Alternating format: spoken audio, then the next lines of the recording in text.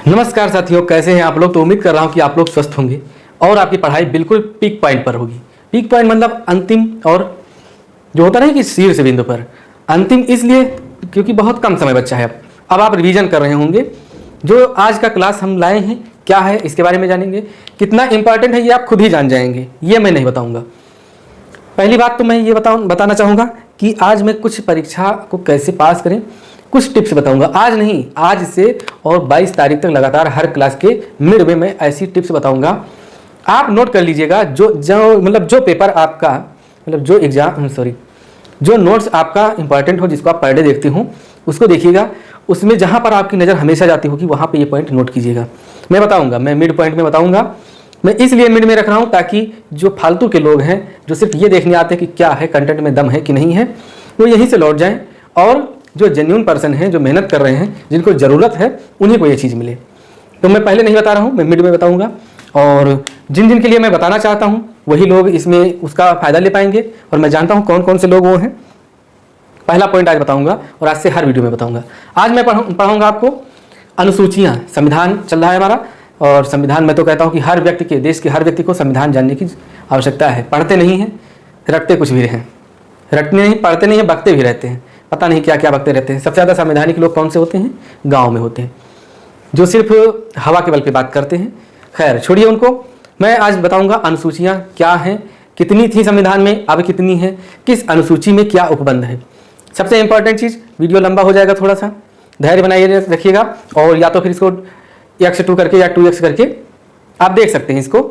इसमें जो पीसीएस में क्वेश्चन पूछे गए हैं सूचियों से संबंधित, एसएससी में पूछे गए हैं सूचियों से संबंधित, और यूपी में जो सूचियों से संबंधित क्वेश्चन पूछे गए हैं, हूबहू वही क्वेश्चन मैं आपको इस वीडियो के लास्ट में दूंगा। मतलब लास्ट में नहीं, मैं कराता चलूंगा। लास्ट बता दूं, बस आप यहां से जाके लास्ट में देखें। आप भी बहुत होशियार हैं। चलिए, अनुसूचियां पहले हम लिखते हैं, हेडिंग डालते हैं क्या, अनुसूचियां कुल कितनी है। अनुसूचियां, संविधान लिख दें, संविधान की अनुसूचियां कुल कितने हैं मन में बताइए। तो कुल हैं इस समय 12। मूल कितनी थी जब संविधान, मूल मतलब मूल की बात जब करेगा संविधान में, तो मूल का मतलब यह होता है कि जब हमारा संविधान बना था उस समय कितनी थी। तो मूल थी 8। जोड़ी कितनी गई, अब यहां पे जान लीजिए जोड़ी कितनी गई। तो जोड़ी गई 4। कब कब जोड़ी गई, तो ये ज्यादा इंपॉर्टेंट है, कब कब। तो देखिए, पहली 8वीं के मतलब 9वीं अनुसूची जो जोड़ी 8 तक यहां है, तो 9th जोड़ी गई पहला संविधान संशोधन के तहत। संविधान संशोधन के तहत कब, 1951 में। 10th मतलब 10वीं कब जोड़ी गई, ये जोड़ी गई 52वां संविधान संशोधन के तहत। संविधान संशोधन के तहत कब, 1985 में। 11वीं कब जोड़ी गई, 11th 73वां संविधान संशोधन।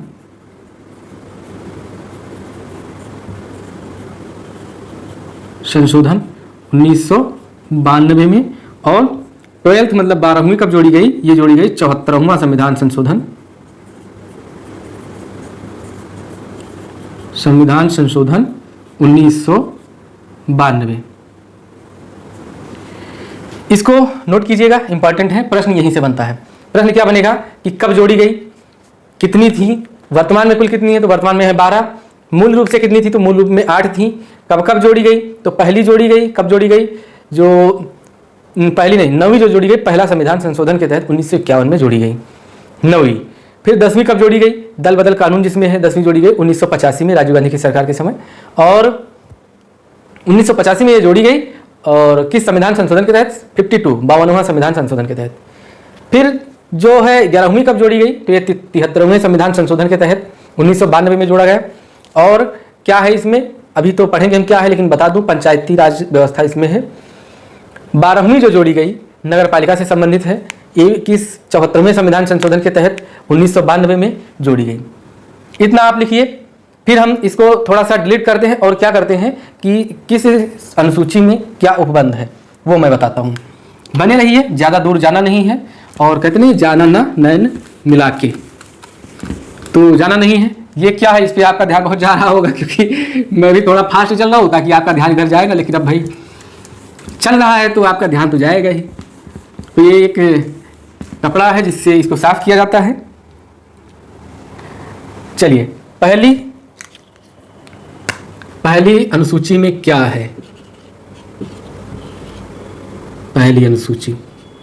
अब हम अनुसूची पढ़ रहे हैं ना, तो हम जब पहली लिखे चाहे दूसरी लिखे, आप समझ जाइएगा अनुसूची की ही बात हो रही है। तो पहली अनुसूची में राज्य व संघ राज्य क्षेत्र, ये इसका वर्णन है। राज्य व संघ राज्य क्षेत्र, राज्य क्षेत्र। कुछ लोग हमसे नोट्स मांग रहे हैं लगातार। मैंने पहले भी बताया था पीडीएफ की सुविधा उपलब्ध नहीं, इतना मैं करा रहा हूं यही बहुत नहीं है। कुछ लोग ये भी कह रहे हैं कि सर किसी से नोट्स लेकर दे दीजिए। ये बताओ, बहुत होशियार बन रहे हो आप लोग। जो बेचारे 3 महीने से लगे हुए हैं, हमने अगर एक पॉइंट भी रखा है किसी शब्द पे तो उन्होंने अपने उस नोट्स पे वो पॉइंट भी रखा है। इतनी मेहनत इतनी शिद्दत से पढ़े हैं लोग। क्यों पढ़े? क्योंकि अपना सिलेक्शन लेने के लिए पढ़े, और मैं उनका नोट्स लेके आपको शेयर कर दूं, उनका कंपटीशन बढ़ा दूं, मैं नहीं करूंगा ऐसा। आप खुश रहिए या फिर हमसे नाराज हो जाइए। हाँ, कुछ लोग हैं, जेन्युइन लोग हैं जिनको एक्चुअली प्रॉब्लम है। जैसे कुसुमलता जी UPSI नाम से एक हैं, तो उन्होंने क्या, उनके हाथ में फ्रैक्चर हो गया था। उन्होंने अपने नोट्स भी हमें दिखाया कि हाँ सर हमने नोट्स की शुरुआती बनाया है, कुछ नहीं है तो सर अगर हो पाए तो अरेंज करवा दीजिए। मैं कोशिश करूँगा कुसुमलता जी कि मैं उसका अरेंजमेंट करा दूँ। प्रदीप प्रजापति जी के पास भी बहुत सारी समस्याएं थी, तो इनके लिए मैं भी कोशिश करूँगा कि उपलब्ध हो जाए। सिर्फ उनसे लेकर, जिनसे मैं इजाज़त लेकर आपको नोट्स दिला दूँगा। लेकिन पूरा भरोसा मत कीजिए, आप पढ़ते रहिए। जहाँ से आप ठीक थे वहाँ से आप इसको नोट कर सकते हैं। बाकी जो लोग पहले तो इग्नोर करके चले जा रहे थे, अब जब लग रहा है उनको कि नहीं अच्छा है, कंटेंट अच्छा है, तब वो सोच रहे हैं कि PDF ही मिल जाए तो मैं जल्दी से पढ़ लूँ और हमारा हो जाए।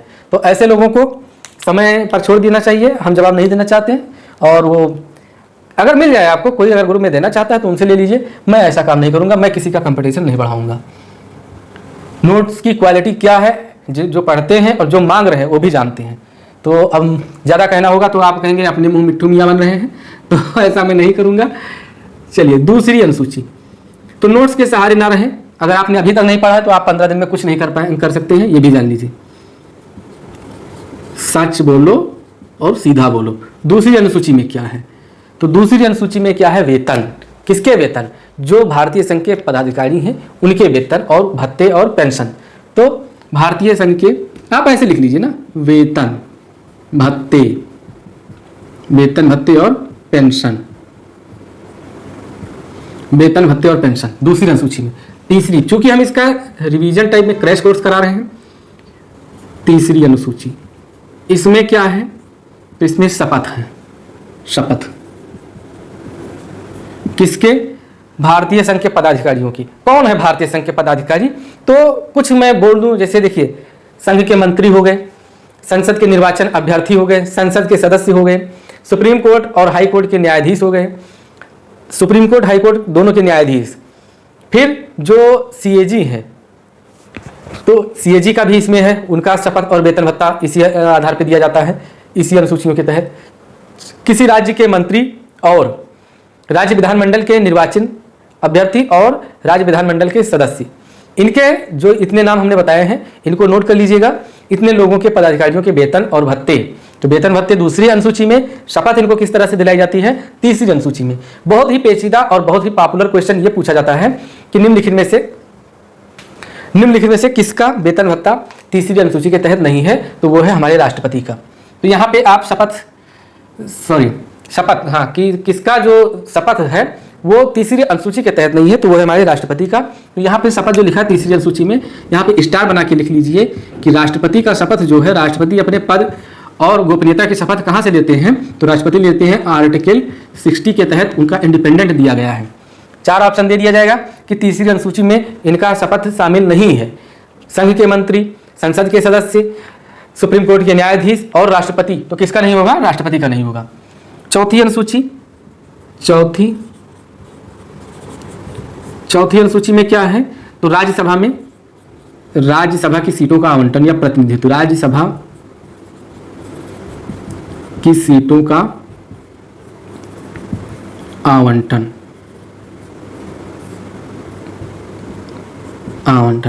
पांचवी में क्या है, बस इसी तरह आप लिख के याद कीजिएगा, ज्यादा नहीं पेचीदा पढ़ना है, ज्यादा पढ़ना तो बुक है आपके लिए। पांचवी में क्या है, तो अनुसूचित जाति और अनुसूचित जनजाति के जो प्रशासन और नियंत्रण के बारे में बताया गया है। तो किस अनुसूची में बताया गया है, पांचवी अनुसूची में। तो SC ST, SC मतलब शेड्यूल्ड कास्ट और ST मतलब, SC मतलब क्या हो जाएगा, अनुसूचित जाति, ST मतलब शेड्यूल्ड ट्राइब्स, अनुसूचित जनजाति के प्रशासन और मतलब एवं नियंत्रण का उपबंध है इसमें। फिर बहुत इंपॉर्टेंट है ये छठी वाली, 6, छठी लिख दी आपको। आज मुझे एक लोगों ने बताया कि सर, मतलब हमारे ही कलीग हैं, उनके जानने वालों ने बताया कि आपके जो सर हैं पढ़ा रहे हैं वो 6 को छा कहते हैं, और किसी चीज़ को बताया था, मैं कुछ बताया था जो सही बताया था लेकिन थोड़ा सा गलत हो गया। 6 वो कह रहे थे 6 को कहते हैं छा। तो एक्चुअली मैं आपको बताना चाहता हूँ जो करेक्ट वर्ड है वो छा ही है, 6 नहीं। जैसे बहुत लोग कहते हैं, हमारे मुख से ही कभी कभी निकल जाता है 11, 11 कोई शब्द नहीं है, 11 होता है, 11 और छा इस तरह लिखा जाता है और इस तरह भी लिखते हैं, क्या विसर्ग इसमें लगता है। 6 कोई शब्द नहीं होता है, 6 वही छिछी वाला आता है। तो उन्होंने कहा, तो एक शब्द तो उन्होंने कहा कि हाँ 6 वाला तो हमें सही था कि हाँ हम सही बोल रहे हैं, एक शब्द और कोई था जो हम वास्तव में उसका उच्चारण शायद कुछ गलत करते हैं, अब याद नहीं आ रहा है। यही कहते हैं दूसरे की बुराई याद रहती है, अपनी नहीं याद रहती है। तो छठी अनुसूची में क्या है, छठी अनुसूची में मैं आपको एक ट्रिक बताऊं, ट्रिक ये कि उसको भूलेंगे नहीं। असम में मेरा एक मित्र है, असम राइफल में, तो असम में जो मेरा मित्र है वो कहता है कि छठी पास में था तब मैंने एक बहुत बुरा सपना देखा था कि हमको भूत उठा ले गए। तो असम में मित्र, किसका मित्र, मेरा मित्र है। अब इसको इस तरह से बना लीजिएगा कि असम, असम का असम तो है ही, मे से मेघालय, मी से मिजोरम और त्रा से त्रिपुरा। मिजोरम, असम, मेघालय, मिजोरम और त्रिपुरा, इनके जनजातियों के क्षेत्रों में, मतलब इन 4 राज्यों के जनजातियों के जो क्षेत्र हैं उनका प्रशासन और नियंत्रण कैसे किया जाएगा उसका उल्लेख है आर्टिकल 6 में। आर्टिकल नहीं, जो ये अनुसूची है इसमें। कौन सी, छठी अनुसूची में। बहुत बार पूछा गया है क्योंकि शेड्यूल्ड ट्राइब और शेड्यूल्ड कास्ट दोनों के बारे में उपबंध है, 5वीं में है और छठी में है। तो 5वीं में है तो पूरे इंडिया के शेड्यूल्ड कास्ट और शेड्यूल्ड ट्राइब्स के बारे में बात की गई है, लेकिन जो स्पेशल है असम, मेघालय, मिजोरम और त्रिपुरा, सिर्फ 4 राज्यों के जो SC ST हैं इनके प्रशासन और नियंत्रण के बारे में उपबंध किया गया है। वो किस अनुच्छेद के तहत डील किया जाता है, अनुच्छेद अनुसूची के तहत, तो छठी। 7वीं अनुसूची में क्या है, 7वीं अनुसूची में है शक्तियों का पृथक्करण, शक्तियों का पृथक्करण। किस शक्तियों का, कि कौन सी शक्तियां केंद्र के बीच में रहेंगी, कौन सी शक्तियां राज्य के बीच में रहेंगी, कौन सी शक्तियां दोनों के बीच में रहेंगी, कौन सी शक्तियां ओनली मतलब राज्य के बीच में तो रह सकती हैं लेकिन अवशिष्ट शक्तियां किसके पास रहेंगी, केंद्र के साथ मतलब पास रहेंगी। इसको हम इस नाम से भी जानते हैं, विषयों का बंटवारा भी जानते हैं, विषयों का बंटवारा। कितने विषय हैं, तो इन देखिए 7वीं अनुसूची में 3 तरह की सूचियां हैं। कौन कौन सी सूचियां हैं, तो जो शक्तियों के विभाजन हुआ 2 आधार पर हुआ, 3 अनुसूचियों के तहत, 3 सूचियों के तहत। कौन कौन सी सूचियां, पहली सूची जो है वो है संघ सूची, दूसरी है राज्य सूची और तीसरी है समवर्ती। और अगला पार्ट जो हमारा होगा, वीडियो का अगला पार्ट नहीं, ये 7वीं है, ये 12 तक हम पहुंचने के बाद जो मेन एग्जाम ओरिएंटेड क्वेश्चन है अनुसूचियों से यहाँ पूछा जाता है कि कौन सी अनुसूची किस सूची में आती है, किस मतलब कौन सा विषय किस सूची के तहत आता है, तो वहाँ उसको हम अभी पढ़ेंगे। फिलहाल ये आप जान लीजिए कि शक्तियों का बंटवारा किस तरह 3 तरह से होता है कि या तो राज्य के पास रहेगा, या तो केंद्र के पास रहेगा, या तो दोनों के पास रहेगा। ओके, फिर 8वीं अनुसूची में क्या है, 8वीं अनुसूची में, तो 8वीं अनुसूची में है भाषा, भाषा। ये इतनी मूल अनुसूचियां थी, संविधान की मूल अनुसूचियां थी, कितनी ये 8 मूल अनुसूची 8 थी, तो 8 ये हो गई। इसको नोट कीजिए। भाषा कितनी थी, तो भाषा मूल कितने थे, भाषा 14 भाषा थे, 14 भाषा थे। मूल रूप से 14 शामिल थे, इसमें लिख लीजिए मूल रूप से 14 शामिल, फिर शामिल नहीं शामिल। 8 अनुसूची, इनको आप नोट्स बनाइए, नोट कीजिए, स्क्रीनशॉट लीजिए, और फिर मैं 8 के बाद 9, 10, 11, 12 कब जुड़े, ये कैसे क्या हुआ वो बताता हूं। देखिए इसमें बात करूंगा मैं कि कौन सी अनुसूची कब जोड़ी गई। तो कौन सी, 8 तक हमने पढ़ लिया, 8वीं राजभाषाएं थी। कुल कितनी भाषाएं हैं, 22 हैं। मूल रूप से उसमें कितनी भाषाएं थी, 14 थी। कौन कौन सी कब जोड़ी गई, तो पहले सिंधी जोड़ी गई कब, 1967 में 21वें संविधान संशोधन के तहत। फिर 71वें संविधान संशोधन के तहत 1992 में कौन सी जोड़ी गई, कोने में मणि, मतलब कोंकणी और नेपाली और मणिपुरी, इसको नमक भी कहते हैं, नमक जोड़ा गया। तो 3, 1, 4 हो गई, तो 14, 4, 18 हो गई। फिर 92 संविधान संशोधन के तहत 2003, मतलब लागू कब हुआ, 2004 में लागू हुआ, लेकिन हुआ कब, 2003 में। इसमें MSDB मतलब 4 इसमें भाषाएं जोड़ी गई, तो 18 हो ही गई थी, 4 और जोड़ी गई तो कितने हो गई, 22 हो गई। एक बार मैं इसको जरा भाषाओं वाला समझा दूं। देखिए 8वीं अनुसूची में कुल कितनी थी, 14 भाषाएं थी, राजभाषाएं, 14 राजभाषाएं थी। ओके, समझ पा रहे हैं, 14 थी। फिर जोड़ी कब गई, कौन कौन सी जोड़ी गई, 15वीं कौन जोड़ी गई, तो 15वीं जोड़ी गई सिंधी। 15वीं कौन सी जोड़ी गई, सिंधी। कब, 21वें संविधान संशोधन, और कब हुआ ये, 1967 में सिंधी जोड़ी गई। 21वें CA कॉन्स्टिट्यूशनल अमेंडमेंट कब, 1967 में, या उसके तहत। ये पूछा जाएगा कि किस संविधान संशोधन के तहत सिंधी को जोड़ा गया, या 8वीं अनुसूची में 15वें भाषा को दर्जा दिया गया। फिर 16वीं भाषा और 17वीं और 18वीं कौन सी, नेपाली, नामक, मणिपुरी और कोंकणी। इन भाषाओं को जोड़ा गया। हालांकि इनका क्रम हो सकता है अदल बदल जाए, और क्रम क्या है, क्रम कोंकणी है, नेपाली और मणिपुरी है, तो इसका क्रम आप अदल बदल लीजिएगा। हम तो नमक, नामा, NMK जिसको कहते हैं नमक, नमक से ना से नेपाली, मा से मणिपुरी और का से कोंकणी, ये जोड़ी गई। कब जोड़ी गई, तो ये जोड़ी गई 71वें संविधान संशोधन। कब हुआ था ये संविधान संशोधन, 1992 में हुआ था। तो 71वें, 21 के बाद 71 में जोड़ी गई। 71वें CA कॉन्स्टिट्यूशनल अमेंडमेंट कब, 1992 में, 1992 में। फिर कितनी हो गई, 15, 16, 17, 18, बचे कितनी, 22 है, टोटल 22 है ना। 14 राजभाषाएं थी प्लस 8 जोड़ी गई, तो 8 जो जोड़ी गई उनका नीचे विवरण ये है 18। 19 नंबर पे कौन सी है, 20 नंबर पे, 21 नंबर पे, 22। MSDB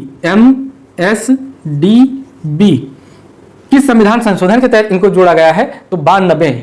देखिए यहाँ 92 खत्म होता है, सन 92 है, यहाँ 92 संविधान कॉन्स्टिट्यूशनल अमेंडमेंट 92, मतलब 92 संविधान संशोधन 2003 के द्वारा, जो लागू कब हुआ, 2004 में। M से हो गया मैथिली, S से संथाली, D से डोंगरी, B से बोडो,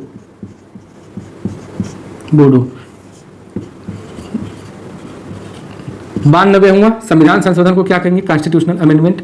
कब ये हुआ, 2003 में हुआ। लागू कब हुआ, तो लागू हुआ 2004 में। तो इतना भाषाओं से संबंधित है, 14 थी। अनुसूची 8 में 14 राजभाषाएं थी, बाद में 8 जोड़ी गई। किन किन संविधान संशोधन के तहत, 21वें, 71वें, 92, 3 बार संविधान संशोधन हुआ और 8 इसमें जोड़ी गई। पहले बार में 1 जोड़ा गया, दूसरे बार में 3 जोड़ी गई, तो 3, 1, 4 हो गया। तीसरे बार में 4 जोड़ी गई, तो 4, 4, 8 हो गए। इस तरह से इसको आप याद कर सकते हैं। मैंने ये भी बना दिया है, MS महेंद्र सिंह धोनी कहते हैं, B से बैट्समैन भी कह सकते हैं उनको। महेंद्र सिंह धोनी क्या थे, बैट्समैन थे। इतना नोट कीजिए। फिर इसके बाद मैं क्या बताने वाला था, मैं अब नवीं अनुसूची के बारे में बात करूंगा। क्या है नवीं अनुसूची, क्या क्या उसको कहते हैं, क्या प्रश्न बनते हैं, सारी चीज़ों को हम इसमें जानेंगे। बहुत ही इंपॉर्टेंट और बहुत ही आप जान लीजिए कि हाँ यूजफुल ये टॉपिक होने वाला है। अभी आपको पता चल जाएगा। इसके बाद जब मैं प्रश्न कराऊंगा कि कौन कौन सा विषय किस में है, किस तरह से प्रश्न पूछे जाते हैं, सारी चीज़ें आपके सारे डाउट क्लियर हो जाएंगे। अनुसूचियों से आने वाले, अगर आपने सही से ये वीडियो देख लिया तो अनुसूचियों से संबंधित आने वाले कोई भी प्रश्न आपसे छूटेंगे नहीं, ये जान लो। हाँ, ये आरओ लेवल तक मैं बता रहा हूँ। उसके बाद अगर ऊपर अप लेवल पे चले जाएंगे उसके लिए दाम खर्च करना पड़ेगा, और दाम खर्च करेंगे, कोई अच्छी सी क्लास लेंगे, वहाँ पे आपको पता चलेगा। नवी अनुसूची, नवी अनुसूची, नवी अनुसूची में है क्या? तो सबसे पहले ये जान लीजिए कि अवशिष्ट अधिनियमों का एवं विनियमों का क्या है, विधिमान्यकरण है अवशिष्ट अधिनियमों का। बस यही लैंग्वेज लिखिएगा, क्योंकि इसी लैंग्वेज में अगर पूछ लेगा तो आप बता नहीं पाएंगे। अवशिष्ट अधिनियम, अधिनियमों का, अधिनियमों एवं विनियमों, विधिमान्यकरण, विधिमान्यकरण क्या है नवी अनुसूची, इसके बारे में थोड़ा सा डिटेल में आपको बता दूं। नवी अनुसूची एक ऐसी अनुसूची है, इसको इसलिए लाया गया था जब जमीन, इसको कहते हैं ना जमींदारी प्रथा उन्मूलन या भूमि सुधार अधिनियम, किस अनुसूची से संबंधित है? नवी अनुसूची से। भूमि सुधार अधिनियम, जमींदारी प्रथा उन्मूलन अधिनियम, इस अनुसूची से। इसको किस लिए लाया गया था? तो पहली अनुसूची, पहला संविधान संशोधन के तहत जोड़ा गया इसको, फर्स्ट सीए के द्वारा, मतलब कॉन्स्टिट्यूशनल अमेंडमेंट के द्वारा। कब हुआ था ये? तो 1951 में हुआ था। जोड़ा गया, क्यों जोड़ा गया था? तत्कालीन प्रधानमंत्री कौन थे उस समय? तो पंडित जवाहरलाल नेहरू थे। जमींदारी प्रथा के लिए एक्ट बनाया गया, अधिनियम बनाया गया संसद के द्वारा, ताकि जो एक्ट है उसको संविधान में नहीं, सुप्रीम कोर्ट में चैलेंज न किया जा सके जमींदारों द्वारा। जिसके पास ज़्यादा जमीन थी, सीलिंग वगैरह सारे नियम उसी समय आए हुए थे, उनको अधिनियम के तहत एक कानून बना के, और जिनके पास ज़्यादा थी उनको ले करके सरकार को दिया गया, और फिर उस हिसाब से उसका क्या कहते हैं, वितरण किया गया। आप मोटा मोटा ये याद कीजिए कि किससे संबंधित है? तो भूमि सुधार से संबंधित है। किससे? भूमि सुधार। और क्या है? पहले इसमें था 1973 के पहले था, देखिए था तो अभी तक, लेकिन जानते हो 2007 में एक सुप्रीम कोर्ट का फैसला आया। कौन सा? Coelho case. एक केस याद कर लीजिएगा, ये भी पूछ लिया जाता है कि कौन सा अनुसूची, कौन सी अनुसूची किस, मतलब कोएल्हो केस से संबंधित। Coelho, IR Coelho case versus Tamil Nadu, ये 2007 में इस पर फैसला आया। और पहले क्या था वो मैं बता दूं। पहले ये था कि कोई भी ऐसा कानून बना दो, संसद ने कहा कि कोई भी ऐसा कानून बना दे सकते हैं हम, और उसको अगर हम नवी अनुसूची में डाल देते हैं तो उस पर सुप्रीम कोर्ट पुनर्विचार नहीं करेगा। ठीक, अब क्या हुआ, बहुत से ऐसे कानून बने जो जिसपे सुप्रीम कोर्ट से के हस्तक्षेप से बचना चाहते थे, संसद बचना चाहती थी, बना के, मतलब सरकार बचना चाहती थी तो बना के उसमें डाल देती थी, और उसमें सुप्रीम कोर्ट को परमिशन नहीं दिया गया था। लेकिन कोएल्हो केस में ये हुआ कि सुप्रीम कोर्ट ने कहा कि चलिए आपने बनाया, बहुमत में आपकी सरकार है, जनता के प्रतिनिधित्व ने बनाया, तो जनता के जो प्रतिनिधि थे कौन थे? सांसद जो हैं, जिनको कहते हैं हम, उन्होंने बनाया, तो हम आपकी इस बात को मानते हैं। लेकिन जो केशवानंद भारती केस है, केशवानंद भारती,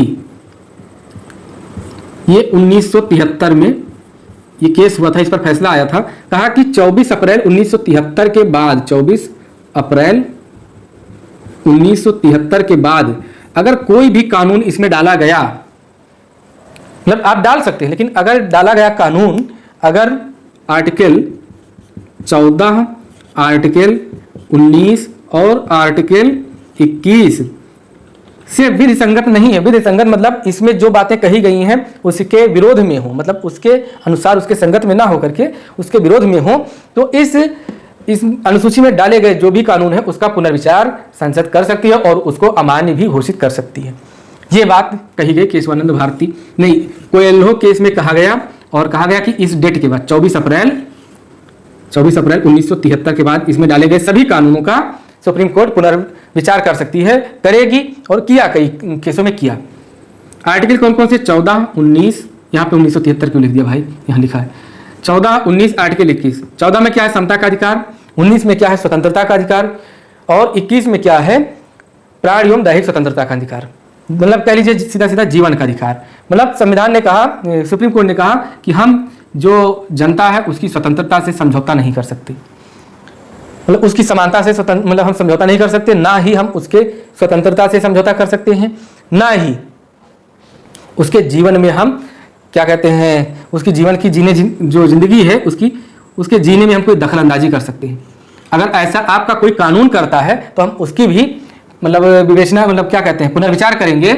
और किस डेट में, ये 24 अप्रैल 1973 तक आपने कर लिया तो कर लिया, उसके बाद अगर कोई कानून ऐसा बनाते हैं तो उसका हम पुनर्विचार करेंगे। किसने कहा? सुप्रीम कोर्ट ने। तो ये था 9वीं अनुसूची में। प्रश्न क्या? जमींदारी से संबंधित अनुसूची कौन सी है? जमींदारी से संबंधित, तो जमींदारी उन्मूलन, तो जब भूमि सुधार अधिनियम है ही यही, तो जमींदारी उन्मूलन भी यही है। तो इतनी चीजें थी 9वीं अनुसूची में। कब जोड़ी गई थी? तो 1951 में इसको जोड़ी गई थी 9वीं अनुसूची के रूप में। तो अभी तक 8 अनुसूचियां थी, अब कितनी हो गई? अब हो गई 9 अनुसूची हो गई। ओके, फिर इसके बाद कौन सी है? इसके बाद है 10वीं अनुसूची। 10वीं अनुसूची आप जानते हैं दल बदल कानून से संबंधित है, और उसमें जो सांसद है उनकी क्या कहते हैं, योग्यता और अयोग्यता मतलब से संबंधित है। कब आई? इंपॉर्टेंट ये है, हमेशा बार बार ये पूछा गया है कि 10वीं अनुसूची किस संविधान संशोधन के तहत इसको जब जोड़ा गया। तो 10वीं अनुसूची को कब जोड़ा गया? लिखते हैं एक बार। 10वीं, 10वां नहीं है, 10वीं है। 10वीं अनुसूची कब जोड़ी गई? 52वें संविधान संशोधन के तहत। 52वां संविधान संशोधन, इसके तहत क्या है? इसमें दल बदल विरोधी कानून, दल बदल विरोधी कानून, ये कब जोड़ा गया? 1985 में। सरकार किसकी थी? राजीव गांधी की सरकार थी। फिर 10वीं के बाद 11वीं है।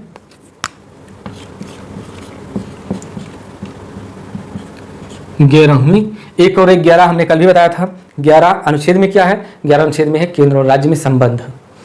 11वीं अनुसूची में क्या है? तो इसमें है ग्राम पंचायतें। पंचायतें, पंचायतें वो महिलाओं वाली पंचायतें नहीं, ग्राम स्तर की पंचायतें। क्या क्या किया गया? पंचायतों के अधिकार, प्राधिकार और उनका दायित्व आज के बारे में उपबंध दिया गया। इंपॉर्टेंट यह है कि 11वीं अनुसूची किससे संबंधित है? तो पंचायतों से संबंधित है। पंचायतों से संबंधित, पंचायतों से संबंधित। और किस संविधान संशोधन के तहत इसको जोड़ा गया? क्योंकि ये थी नहीं तो जोड़ा कब गया? तो ये 73वां संविधान संशोधन। फिर है 12वीं अनुसूची।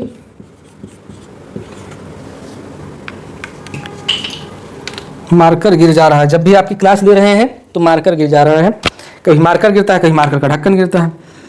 इससे एक चीज़ मैंने बताया नहीं था कि पढ़ाते वक्त अगर मार्कर आपसे छूट कर गिर जाया तो समझ लीजिए उस क्लास को देखने वाले लड़के की सिलेक्शन का चांस बहुत बढ़ जाता है। 12वीं अनुसूची। अंधविश्वास पर ध्यान न दें, मेहनत पर भरोसा करें। मैं तो आपके एंटरटेनमेंट के लिए कहता रहता हूँ, उस पर मत ध्यान दिया करिए। आप पढ़ो ना और हमारी क्लास मतलब ऐसे देखते रहो, पेन की कब पेन गिरे वही देखो, कहाँ से कल्याण होगा? कल्याण नहीं होगा। पंचायतों से संबंधित। 12वीं नगर पालिका से संबंधित, नगर पंचायत, यहाँ पे ग्राम पंचायत कर सकते हैं, ग्राम पंचायत, नगर पंचायत।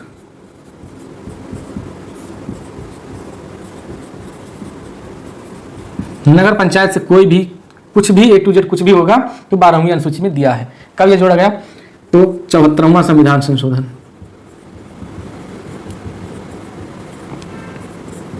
ये कब?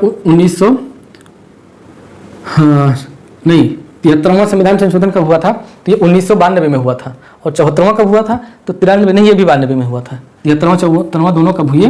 तो जोड़ लीजिए 1992 में।